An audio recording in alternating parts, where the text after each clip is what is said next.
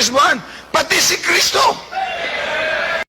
Actually, wala pong record sa banal na kasulatan na yung mga apostol binautismuhan ni... Si Kristo ay naglakad ng 60 miles from Galilee to Jordan. Meron ng mga pari nun, paring Pariseo at paring Sadduceo. Pero hindi siya lumapit doon sa pare. Po hindi po lumapit sa pari ang ating Panginoong Jesucristo. Bakit po? Sa kadahilanan ang ating Panginoong Jesucristo ayon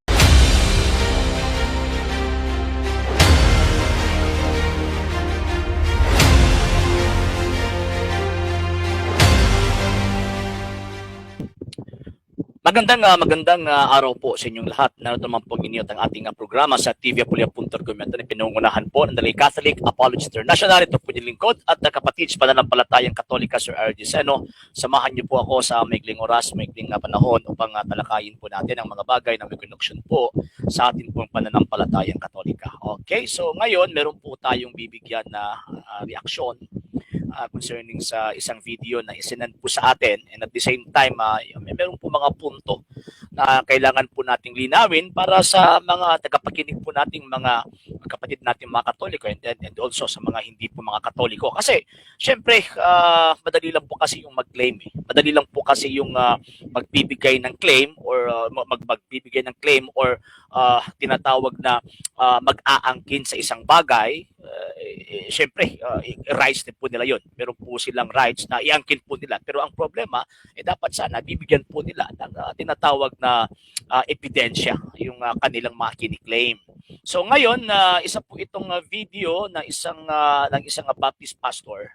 And yun, isinad po sa atin, sabi ng sender po natin, sabi niya, sir, kung pwede, bigyan niyo po ito ng tinatawag na reaksyon. So yan po yung bibigyan po natin ng reaksyon po ngayon, mga sir at saka mga ma'am. So hindi na po tayo magtatagal pa. So ayun, ipi-play po natin yung video. Kanyang binautismuhan, pati si Kristo. Actually, wala pong record sa banal na kasulatan na yung mga apostol binautismuhan ni Saint John the Baptist. Wala po tayong record, siguro maiilan, pero hindi po lahat ng tinatawag ng mga apostol. Bakit po? Kasi sa panahon po kasi ng Panginoong Jesucristo, meron pong iba't ibang sekta po yung mga Hudyo. And isa na po doon yung mga ermitanyong mga Hudyo. Kung saan, si Saint John the Baptist, doon po siya nabilong. Kaya nga po, kung dito na po natin yung history ni Saint John the Baptist, isa po siyang Hudyo na tinatawag na ermitanyo. Doon po siya namamalagi sa isang tinatawag na kuweba. So, yan po. And yun, yung sinasabi po ng pastor na ito, na sinasabi niya na binautismuhan yung tinatawag ng mga apostol, wala pong record sa Biblia yun. Ewan ko lang po kung meron ha. Kung meron man, sige, ilatag po nila. Pero sa pagkakaalam ko at sa nababasa ko po sa banal na kasulatan, wala po tayong mabasa na yung mga apostol ay binautismuhan ni San Juan na Bautista. And at the same time, yes, si Panginoong Jesucristo nagpabautismo doon kay Saint John the Baptist. Bakit po? Kasi siyempre yung mga Hudyo po kasi noon, before po sila gagawa sa kanilang misyon, yung meron sa particular charisma na kailangan po nilang tinatawag na ganapin, kailangan po silang magpabautismo. Bakit po? Kasi yung mga Hudyo po noon, merong iba't ibang mga bautismo. Isa na po dyan kay Saint John the Baptist. Alam naman po natin, Saint John the Baptist ay isa pong siya po yung nagpe-prepare, naghahanda po siya po yung naghanda sa tinatawag na dadaanan ng tagapagligtas na ating Panginoong Jesucristo. Pero never si Saint John the Baptist nagtatag ng kanyang sariling sekta at tatawaging Baptist Church. Wala po yan sa Biblia. Okay, continue po natin. Very clear yan sa Matthew chapter 3 na ayaw nga siyang bautismuhan ni John the Baptist. Pero si Kristo ay naglakad ng 60 miles from Galilee to Jordan. Nung panahon na yun, meron ng mga pari nun, paring Pariseo at paring Sadduceo. Pero hindi siya lumapit doon sa pare. Bakit po hindi po lumapit sa pari ang ating Panginoong Jesucristo? Bakit po? Sa kadahilanan, ang ating Panginoong Jesucristo, ayon kay San Pablo, Hebrews chapter 3 verse 1, siya po yung punong pari sa ating tinatawag na pananampalataya. Bakit po? Kasi founder po kasi si Kristo. So hindi po siya lalapit doon sa mga punong pari ng mga Hudyo. Hindi po siya pwedeng lalapit po doon para magpaturo, kumbaga. Kung hindi, siya po yung punong pari ng pananampalatayang Kristyanismo, pananampalatayang Katolik. Kaya nga po, hindi po siya lumapit sa mga paring Hudyo. Iklaro po natin yan, hindi po paring mga Katoliko po yung mga pari sa panahon ng Panginoong Jesucristo. Kung hindi, mga paring Hudyo po yun. Pero ang Panginoong Jesucristo, siya po yung punong pari sa pananampalatayang Katolika. Okay, proceed po tayo. Lumapit sa kay John. Nang sabi ni John, ako ang bautismohan mo sapagkat ikaw ang naparito sa akin. Ano sabi ng Panginoon? Payagan mo ngayon. Ako ang nagbabautismo sa Espiritu, sabi ni Kristo. Ako ang nagbabautismo sa apoy. Pero sa tubig, ikaw ang binigyan. Kaya, bautismohan mo ngayon. At sila'y lumusong at binautismohan. Kung ang nagbautismo kay Kristo ay Seventh-day Adventist, Adventist si Kristo. Dito na po yung tinatawag na deception or yung panlilinlang ng pastoy na ito. Bakit po hindi naman po nagtatag si St. John the Baptist again ng isang sekta or denomination na tatawaging Baptist Church? So, how come na meron po siyang tinatawag na analogy na kung Seventh-day Adventist po yung nagbaptize, Sabadista ang Panginoon? How come nga ginagawa po niyang analogy kapag Iglesia ni Cristo naman rin nagbaptize, dapat Iglesia ni Cristo sa Panginoon sa Kristo? Hindi po yun pwedeng gamitin analogy. Bakit po? Kasi hindi naman po sekta, hindi naman po isang denominasyon yung kay St. John the Baptist. Yung pagka-baptist po niya, hindi po bilang puno or tinatawag na member ng isang Baptist church, kung hindi sa gawain po niya yon na magbabautismo. Kaya nga po tinawag po siyang St. John the Baptist or si San Juan na bibinyag o tagapagbinyag. Kumbaga. So dito po talagang nandilin lang po itong pastoy na ito. Bakit po? Kasi ginagawa po niya yung Word na Baptist na isang denomination or isang religion ay hindi po. Mali po yun, mali. And the wrong analogy po yan kung susundin po natin yung mga argumento po niya. Kung ang nagbautismo sa kanya ay Pentecostal si Kristo. Kung si Kristo ay binautismohan ng Iglesia ni Kristo, Iglesia si Kristo. But praise the Lord! Ang nagbautismo sa kanya, John the Baptist. Natatawa ko sa mga nagsasabi ng pastor na ito. Again ini-institutionalize po niya yung word na Baptist na karugtong sa pangalan ni St. John the Baptist. Hindi po. Mali po kayo. Mr. Pastoy, mali po yun. Mali po. Wala po sa Biblia na si St. John the Baptist may inaanibang Baptist Church. Wala po. And never din po sinabi sa banal na kasulatan ng Panginoong Jesucristo nagtatag ng Baptist Church. And even sa history, kung titinang po natin, wala po tayong makikitang tinatawag na Baptist Church from the 1st century, 2nd century, 3rd century, until sa first 1,000 years ng buhay ng Kristyanismo. Wala po yan nag-iimbento yung pastoy na ito Okay, sige, proceed po tayo.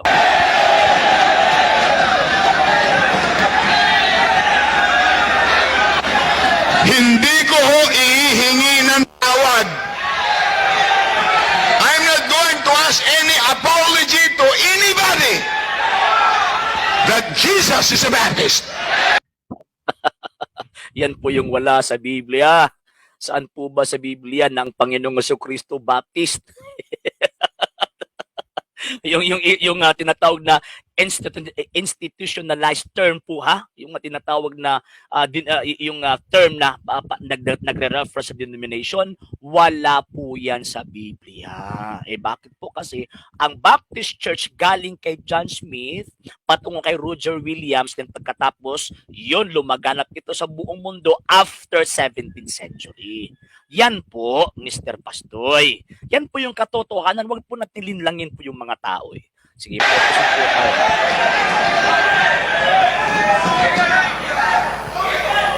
Amen. Now, He is the founder. He is the foundation. Actually, natatawa po ako sa sinasabi po itong pastor na ito. Si Cristo na po ang tinatawag na founder. Pero ang nagbautismo si San Juan na evangelist, San Juan na Bautista. So, ibig sabihin, mas nauna po yung membro kaysa founder. Malaking katatawanan. Mag-isip po tayo. Yung mga kaibigan po natin, mga Baptist, mag-isip po kayo. Kasi parang ginagawa po ninyo mga sarili po ninyo na kinokontra po ninyo yung katotohanan. So wag po natin kontrahin po yung katotohanan kasi magiging katatawanan po tayo po ninyo yung katotohanan. So wag po natin kontrahin po yung katotohanan kasi magiging katatawanan po tayo kung kukontrahin po natin yung katotohanan. Si Kristo yung founder, pagkatapos Saint John the Baptist yung member na nagbautismo sa founder. Pagkatapos ang term ng member yung dinadala ng tinatawag na founder bilang Baptist, malaking kabalbalan po yan kumbaga. Sige, continue po natin. Because he said, upon this rock, who is that rock? 1 Corinthians 10:4. That rock is Jesus Christ. Binabaluktot po niya yung sinabi ng Panginoong Jesucristo sa St. Matthew chapter 16 verse 18. Bakit po? Kasi yung pag-iisip po ng Panginoong Jesucristo hindi po gaya sa pag-iisip ng pastor na ito. Kung titingnan po natin yung St. Matthew chapter 16 verse 18 ayon sa mga Bibliang salin ng mga Protestante, itong contemporary English version sinabi, "So I will call you Peter," which means a rock. On this rock, so merong gumamit po ng demonstrative pronoun this, ang tinatawag translator, singular, na tumutukoy sa the nearest noun of the sentence. Who is the nearest noun of the sentence? Itong Peter. So itong tinatawag na rock, on this rock, hindi po tumutukoy sa speaker, kung hindi tumutukoy po ito sa the nearest subject ng tinatawag na binabanggit ng speaker na si Panginoong Jesucristo. So ibig sabihin, yung rock po dito hindi po refer sa speaker, kung hindi refer ito sa sinabihan po niya na si San Pedro. Kaya nga po sinabi po rito, which means a rock. Good News Translation nagsabi, "And so I tell you, Peter, you are a rock. And on this rock foundation, I will build my church." Ngayon, next slide. Yang sa literal translation sinabi, "And I also say to thee that thou art a rock." You are a rock, or thou art a rock. So ibig sabihin, proclaim po ito even sa pag-iisip ng mga Protestante na itong rock, itong bato na sinabi ng Panginoong Jesucristo, St. Matthew chapter 16 verse 18, hindi po ito nagre-refer sa kanyang sarili, kung hindi yung proclamation na bato sa panahon na yan, yung sinabihan po niya na bato na si San Pedro. Kaya nga po sa Greek sinabi, "Kago disu lego hotisu e Petros kay ipitautit te Petra." So itong Petra po dito, tumutukoy po ito sa same noun na Petros. Pero bakit sinabi po dito na word na Petra, according sa mga tinatawag na Bible scholars, is isa po itong art ng presentation po na sa kanilang writings para hindi magiging redundant po yung terms na ginagamit. Pero sa original Aramaic, yung term na Petrus, Kepha, wala po siyang tinatawag na gender. So pag sinasabing rock, pag sinasabing bato, Kepha, then pagkatapos itong next nga rock na sinasabi na Petra, sa translation po yan sa Aramaic is Kepha din. So ibig sabihin, nang sinabi ng Panginoon, "Thou art Kepha, and upon this Kepha." So ibig sabihin, iisa lang yung rock na binanggit ng Panginoon po dyan. Hindi po tumutukoy sa sarili, kundi tumutukoy po sa bato na sinabihan po niya, "And on this rock I will build my church." So itong pastor na ito, nagkakamali po siya sa kanyang interpretation sa St. Matthew chapter 16 verse 18. Okay, so continue po natin. Kay Pedro! Ay mali po, pastor. Sino po nagsabi po siya hindi kay Pedro? Klaro-klaro po yung sinabi ng Panginoon, "And on this rock," or "upon this rock." So ibig sabihin, hindi po siya nagre-refer o tumutukoy sa kanyang sarili. May tinutukoy po siya na yung pinaka-nearest subject sa kanyang tinatawag na kasabihan that refers to the person of Saint Peter. Mali po kayo, pastoy. Mali. Si Pedro ay stone! Ay mali din po kayo. Ang sinabi po doon sa Griego, Petros. Ang stone po kasi, yung nasa isip po ninyong maliit na bato, sa Griego po yan, litos po yan, hindi po yan Petros. Pero ang Petros, pwede din po siyang matranslate as a stone, pero hindi pwede, ang nasa isip po ninyo na yung Petros is a small stone, hindi po, mali po kayo, yung Pebbles, mali po yun. So, ang literal translation ng word na stone doon sa Griego, litos, hindi po Petros. Yan po. Okay? Hindi siya rock! Ay mali, Petros na nga yung sinabi. Binabalagtot po ninyo yung nakasulat sa Biblia. Huwag niyo pong balagtotin yung nakasulat sa Biblia. Petros na nga yung sinabi. Pagkatapos sasabihin niyo pang hindi. Mas matibay ang rock. Ang rock ay may malaki pa kaysa boulder. O, yan po yung proclamation ng ating Panginoong Kristo kay San Pedro. Diba? Yan yung proclamation po niya kay San Pedro. Ika-question niyo po ba si Panginoon Kristo nang sinabi po niya, ikaw ay Pedro? Tandaan natin, upon this rock, I will build my church. Oh, so ibig sabihin, iglesia po yun ng Panginoong Kristo. So tapos na po na i-declare ng Panginoon na I will build my church. Tapos na po yung bautismo po niya kay St. John. So ibig sabihin, hindi po yung baptist po doon, hindi po yung institutionalized term na baptist na gaya sa inaangkin po ninyo na kayo po'y baptist. Mali po yung interpretation po ninyo. Okay. He is talking about the church. Maraming mga churches na, pero sabi ng Panginoon, I'm gonna have my own because the word church is from the word ecclesia, from the two word ek and kalayo, meaning called out assembly. Okay, so ibig pong sabihin, hindi ka matatawag na church kung hindi ka tinawag ng Panginoong Hesukristo. Kasi yan po yung definition ng definition ng word na church eh. It is a church, it is a congregation called out by God. So, ang ibig sabihin po niyan, pag hindi ka tinawag ng Panginoong Diyos, hindi ka matatawag na church. So, itong Baptist Church, hindi po si Panginoong Kristo ang tumawag po nito eh. Galing po ito sa mga Amerikano eh. So, hindi po kayo matatawag na church.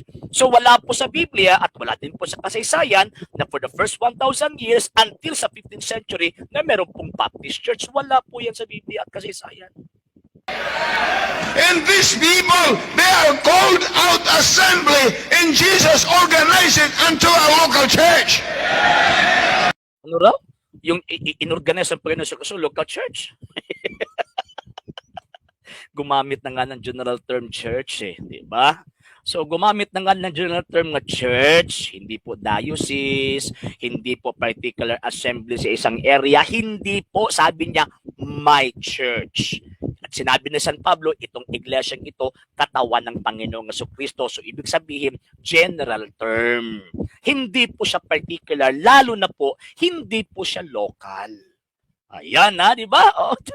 So, yun, natatawa ako sa mga sinasabi ito ng pastor na ito. Listen to this. The only church that you can trace it back to the Lord Jesus Christ is the Baptist Church. Wrong. Mali.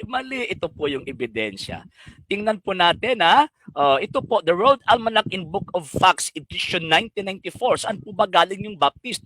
Baptist in Radical Reformation Objection to Infant Baptism Demands for Church and State Separation. John Smith, English Separatist in 1609. Roger Williams in 1638. Pagkatapos sasabihin mo na kayo po yung matrace patungo sa Panginoon sa Kristo, mali. Wag po tayo mag-angkin. Pagkatapos ayun, mabubuko naman po tayo sa I-trace natin, saan galing ang Katoliko? Constantine. Ay, mali na rin po. Mali again. Bakit po? Kasi ang Simbahang Katolika, ang sinabi po ng historian, known historian ng Pilipinas, Dr. Sonia Saide and Gregorio F. Saide, sinabi, Christianity is Spain's greatest legacy. The greatest legacy of Spain to the Filipino people is Christianity, especially the Roman Catholic religion. Strangely, this religion was Asian in origin, being founded by Jesus Christ in Palestine. Hindi po sinabi na being founded by Constantine in Rome. Mali. Magbasa po kayo ng history, pastor. Huwag po kayo mag-create ng story. Ang Mormons, Joseph Smith. Yan. Saan galing ang Jehovah's Witnesses? Charles Russell. Yan. Saan galing ang Seventh Adventure? Sige daw. Ha? Sa Mitsubishi. Ha? Oh. Saan galing Pentecostal? Protestant. Saan galing ang Protestant? Sa Catholic. Listen, we are not Protestant. Ay, wrong. Again na naman. Mali na naman po ito. Bakit po? Kasi, according to the Britannica Concise, Britannica Encyclopedia, Concise, sinasabi ng pastor na ito na hindi daw po sila protestante. Pero dito sa mga standard reference, Baptist, member of a group of Protestant Church, Protestant Christians. Pagkatapos sasabihin niya na hindi po siya protestante. Sinungaling itong pastoy na ito. Okay, ngayon, World Book Encyclopedia, inilagay po dito yung mga Protestant churches, okay? Adventist, African Methodist, Ammonites, Amish, Anabaptist, Assemblies of God, General Council of Assemblies of God, General Council. Pagkatapos, Baptist. Kasali pa dyan yung Seventh-day Adventist. Ayun, di ba? Siguro baka ikinahihiya ng pastor na ito yung pagka-protestante po niya. Pero ang mga ebidensya nagsasabi na ang Baptist Church, itong mga Baptist, mga protestante. Pagkatapos itong nagsisinungaling na pastor, sinasabi, hindi tayo protestante. Sinungaling. Okay. Not protesting anything. We are proclaiming the whole counsel of God. Sino po yung nag-utos po sa iyo na mag-proclaim po kayo sa whole counsel of God? Nagaling po kayo sa Amerika. Hindi naman po kayo galing sa tinatawag na Jerusalem. So ibig sabihin, claim ng claim, walang ebidensya, puro lang bunganga at gumagawa pa ng istorya. Sige po.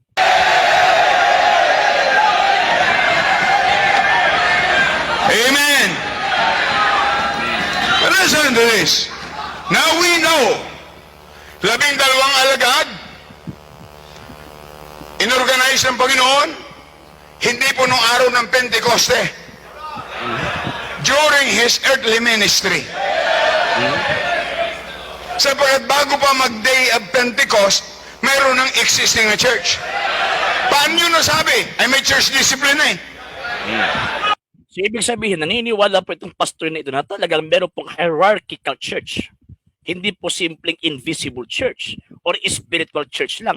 Unlike sa pag-iisip ng mga Baptist na yung itinatag ni Cristo, hindi po yung hierarchical church, kung hindi isa po yung spiritual church. Itong pastor na ito, kumukontra sa kanilang mga sariling turo. Okay, sige, continue natin. Nung panahon na, may treasurer na. So existing na yun. Yun. Nung day of Pentecost, ay hindi ang sabi ng Bible, at idinagdag sa kanila. Kung may dinagdag, may pinagdagdagan. Saan galing yung pinagdagdagan? Bago pa mag-Pentecost. Kaya walang-wala yung universal invisible church. Ay, mali. Mali po ito. Tama po yung tinatawag na wala po yung invisible church. Wala po yun. Kung hindi, meron pong visible church, universal visible church. Bakit po kasi kalooban ng Panginoong Jesucristo, St. Matthew chapter 28, verse 19, humayo kayo sa lahat ng mga bansa at turuan nyo sila sa lahat ng mga itinuro ko sa inyo. Bakit po? Kasi gusto po niya, 1 Timothy chapter 2, verse 4, gusto po ng Panginoong Jesucristo na ang lahat ng tao ay maligtas. So meron po, ang kalooban po niya is universal. Meron po siyang kagustuhan na itong kanyang iglesia, universal, na galing mismo sa tinatawag na Jerusalem. Diba? Sige. So, continue natin. Tingnan nyo, the word church means local. Ay, mali. Mali po yun. Hindi po yan. Hindi po, wala pong meaning po dyan na the church local. Meron pong local church. Pero yung meaning na church, hindi po yan local. It is a general term. The word Catholic means universal. Yes, tama po yun. And yan po yung kalooban ng Panginoong Jesucristo, St. Matthew chapter 28, verse 19. And also, sabi ni St. Paul, itong pananampalatayang ito, universal. Romans chapter 1, verse 7 to 8. Pag binasa mo yan, local, universal, abay papira. Hindi pwede yun. Actually, ikaw po yung may diferensya, pastoy. Kinukomplikado mo yung mga bagay na hindi komplikado. Okay, sige, continue natin. Di ba? Pero tandaan natin, ang simbahan na itinin ng Panginoon ay Baptist. Ay wrong. Mali. Wala po yan sa Biblia. Wala po yan sa kasaysayan na si Kristo nagtatag ng Baptist Church. Hindi po convention. Mismo ang tinatawag na ninyo, itong kasaysayan po nyo, inaangkin po ninyo na isa po kayong tinatawag na konbensyon. Ito po. Actually, hindi ko po na screenshot, pasensya. Pero isa po kayong convention, itong maliit na nandito. Isa po kayong tinatawag na convention, kumbaga conventional po kayo. Denomination. Ay, denomination po kayo, pastoy. denomination po kayo. Kaya nga po, pinapangalanan po kayong Baptist eh. Bakit po? Kasi yung word po ninyo na word na Baptist, ini-institutionalize na po ninyo yung term na yan. Hindi po yan function, kundi name po ng sekta po ninyo. Yan po. Independent, soul-winning, mission-minded, King James Bible. Oh, di ba? Sabi na Baptist Church King James Bible. Bakit po ba? Gumamit po ba ang Panginoong Jesucristo ng King James Bible? Gumamit po ba ang mga apostol ng King James Bible? Nananaginip po itong pastor na ito. Ay talagang itong huwag po kayong maniwala pag ganitong klaseng mga tao nagtuturo po sa atin. Talagang niloloko po tayo. Preaching Baptist Church. Niloloko po tayo ng mga taong ito. So mga kababayan, mga kapatid, tinan po natin yung mukha at yung sektang inaaniban po ng pastor na ito. Bakit po? Kasi hindi po niya tinuturo yung katotohanan eh. Gumagawa po siya ng kanyang katotohanan. Gumagawa po siya ng story. And ayon sa banal na kasulatan, itong mga taong ito, yun ang itinuturo nila. Instead of katotohanan, gumagawa po sila ng mga tinatanggap na mga istorya na galing din po sa mga nag-imbento ng isang sekta na yan.